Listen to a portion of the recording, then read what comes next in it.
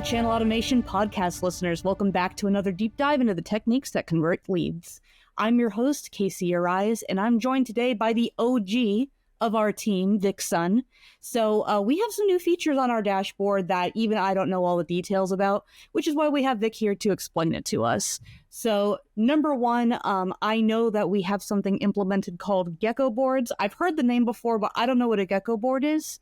So if you could start by kind of defining it, and then from there we can kind of deep dive into how it's actually helpful. Sure. Yeah. I mean, we created a partnership with GECKOBOARDs. We discovered that many customers out there, had different types of ways of visualizing their business intelligence. But when it comes to text messages, emails, performance from within those channels, phone calls, social, they really had it all over the place, or they were relying significantly on reports. It wasn't a visualizer. So we decided to essentially provide this for free to every customer of channel automation, where with a partnership with GECKOBOARDs, you would be able to go and see, and so we'll pop it in the screen here, where you could see essentially on boards, essentially all the pieces of details that you would need, from how many messages you send, if there's any failed messages because the numbers that you're getting from your lead seller or your lead source aren't mobile phone numbers, right? Or they're VoIP, or they can't receive text messages. If the emails are bouncing back, what your deliverability rates are, what your open rates are, and again, performance. Are you getting phone calls from your texts and emails? What flows and sequences do you have? So I would say right now, if you're not using us, and you're using one of our competitors, you probably do not have this feature in all likelihood, where you can track the actual performance of a message or a sequence. So if you're trying to do an A/B test and you're saying, well, is this message better than the other?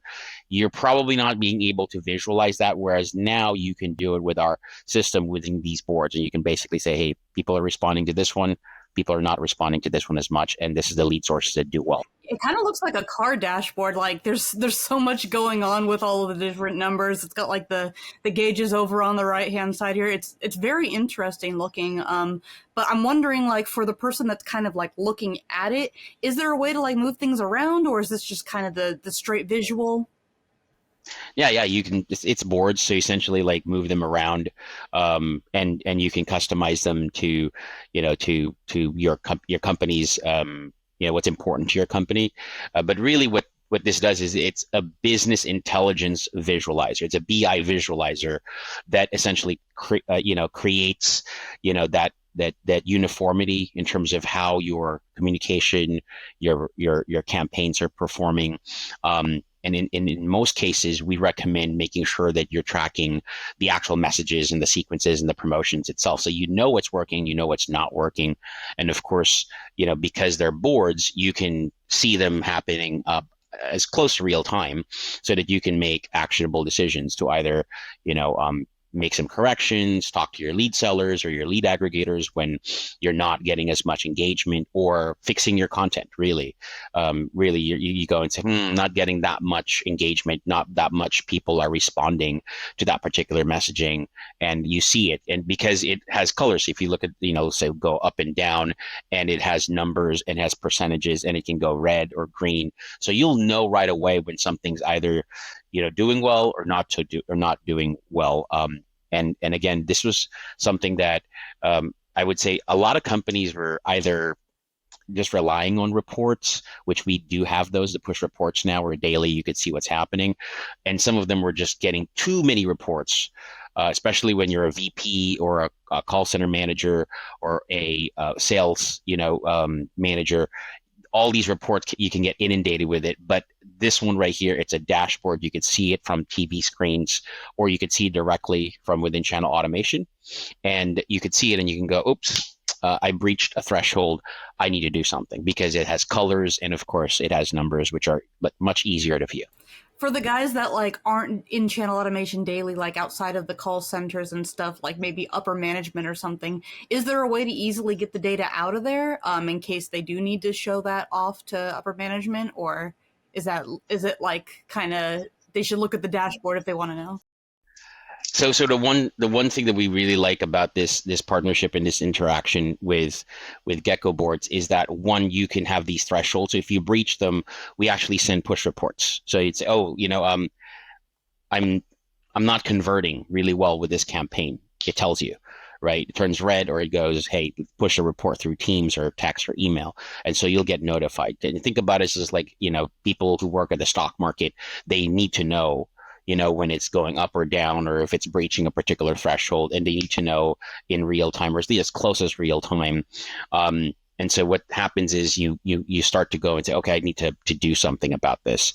So you don't necessarily have to tell upper management. Again, you can populate anything that we show you from within our platform on TV screens or monitors, and or you can essentially just create the push notifications so that if you breach something or if you go above something, it's letting you know through Teams or Zoom or text or email, or all three, that this has happened, right? It's like a report in itself, and it's nudging you to actually do something about it or to review that particular metric.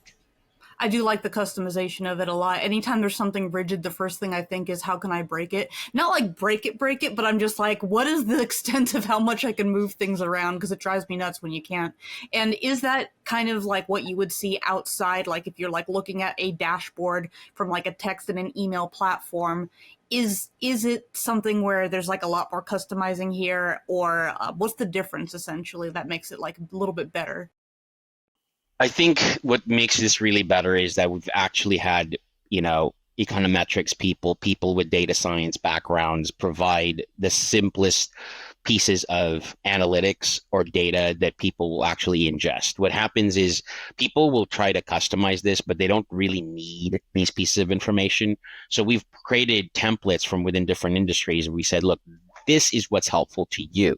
So I think the part that's really interesting here is that it's unintuitive to many people in the beginning when they look at this, because they usually look at things from the perspective of reporting, whereas we look at things from the perspective of context, right? So we know that you've raised your engagement. Today's a Friday, and we can populate on the push reports, for example, that you're up by 50% since last Friday. And all the Fridays of the year, you're up by 36%. And how does this compare to the month to date, year to date sort of thing? This is important because people are not looking at business intelligence the way that they should be, because of, they're not used to it. They're basically just looking at, okay, well, how many text messages did I send? How many people responded? But you don't, let's just use this as an example. You could say that today I sent out 100 text messages and 20 people responded. Now you could look at that and say, well, I have a 20% response rate, but that's not really going to help you because you don't know why.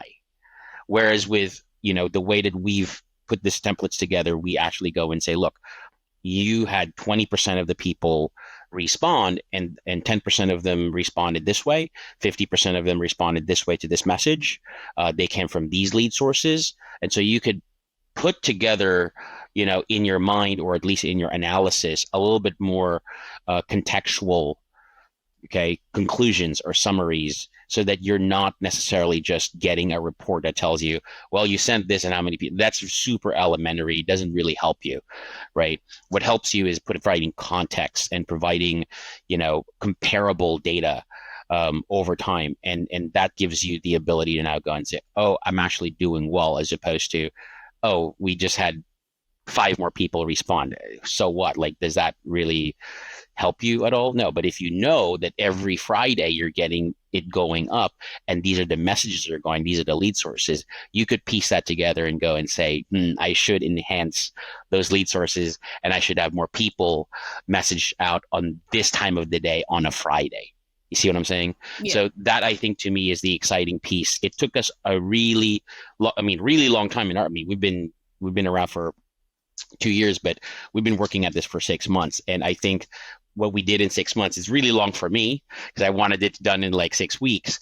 But I think we've done in 6 months what companies have been trying to do, have just failed to do in the last 6 years. It really is something. And I will say that one of the things that's the biggest disadvantage to putting these things together where you do have all these extra tools and you're able to go in and analyze these items is you have to care.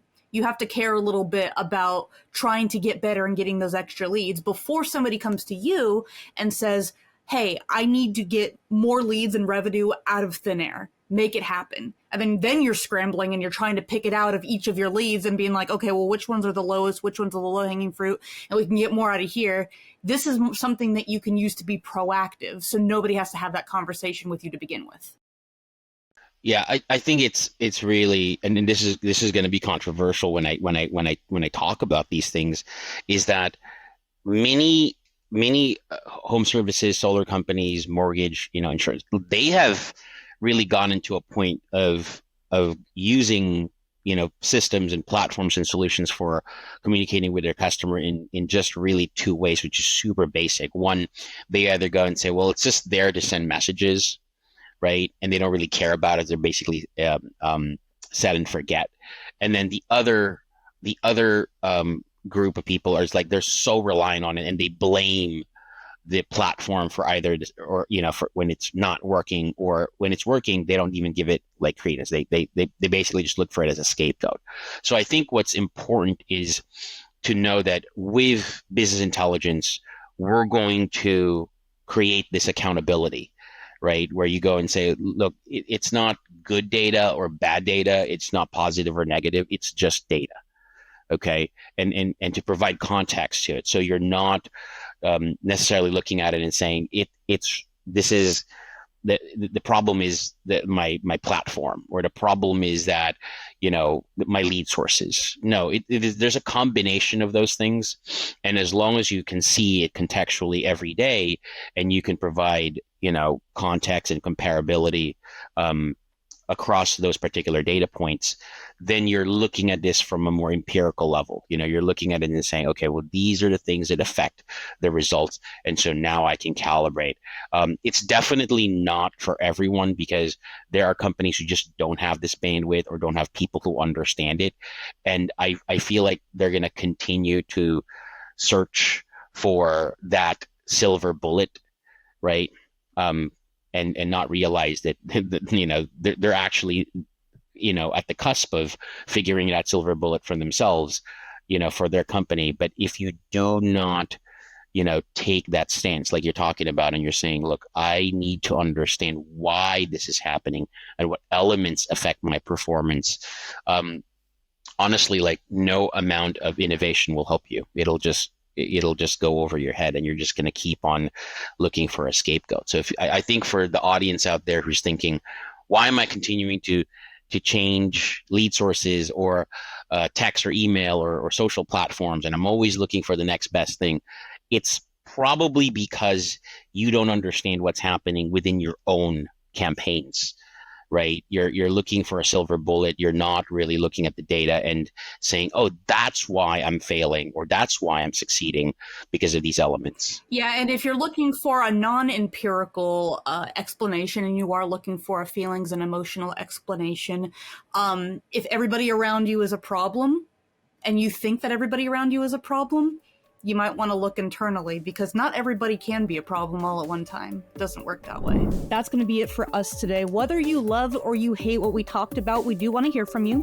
So comment or shoot us an email at hello@channelautomation.com. Obviously, you can go visit us at www.channelautomation.com and then meet with our team and chat us up, like say, hey, I heard that thing on the podcast. I didn't understand it, or can you elaborate on it? Or I like it too. Let's talk about it.